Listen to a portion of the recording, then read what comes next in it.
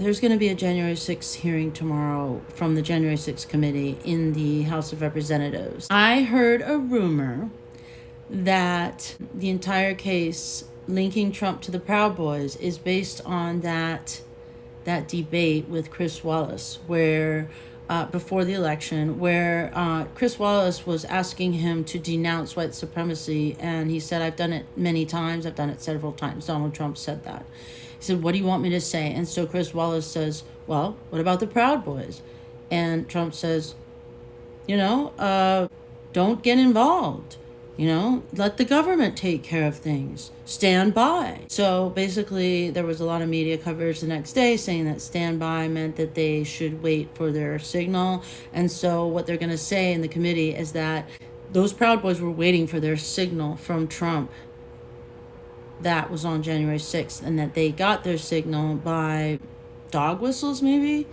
And that is how they are going to try and get Trump after charging 6 Proud Boy members of sedition. The head of the Proud Boys is an FBI informant. That was a matter of public record. And get this, he wasn't even there on January 6th. They're just trying to say that he influenced members of his group. We're going to get into all of this, but before we do, make sure to hit the subscribe button and tap the bell for notifications. It really helps us when you do. Thanks. Hi. Remember in 2016 when Amber Heard first filed for divorce, and we heard about all this horrible stuff and how just a horrible drug addict Johnny Depp was? I thought he was at death's door personally, and I was pretty disgusted by everything. After several years of media coverage, he finally got to make his case before the public. And what we realized is that while he is by far not a saint, we realized that the person accusing him did not actually follow through on things that she said she had done, which was to make the charity payment using the settlement from the divorce. Also, her story changed a lot, and she also leaked to the media and had staged photo ops. So this is kind of like what happens with every single issue here in America and around the world. Something happens, okay? And we think the media is coming out with complete facts. We think that everything that is possible to be known about this is coming out because that's what journalists do, right? Wrong. If we're looking at the Uvalde shooting, if we're looking at January 6th, if we're looking at the SCOTUS Roe versus Wade draft opinion leak, if we're looking at the issue of abortion, and on, the facts that we get are incomplete. And that goes for all sides of the spectrum. The facts that we get are incomplete.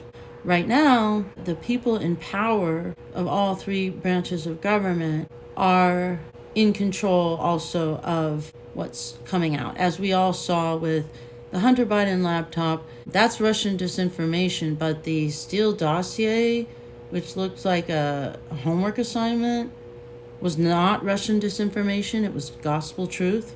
What I'm saying is there's going to be a January 6th hearing tomorrow from the January 6th committee in the House of Representatives. And we all know that Representatives Liz Cheney, Adam Kinzinger, and then a bunch of Democrat representatives are going to be dropping some truth bombs, right? So maybe we'll finally get Trump. Well, I just want to say that from beginning to end, the same thing that you saw with Amber Heard and Johnny Depp and many, many other issues, including Uvalde, Texas, has happened to January 6th. Mountains of video footage that has not been released to the public.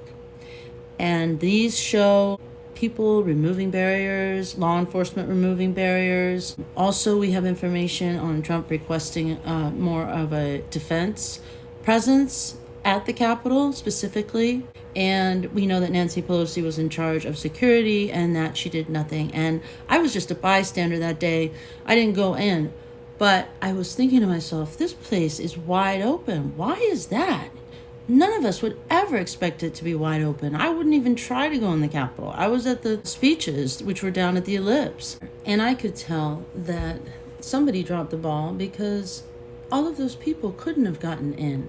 I've visited Washington many times in my life, and it's definitely guarded at least as much as courthouses around the country.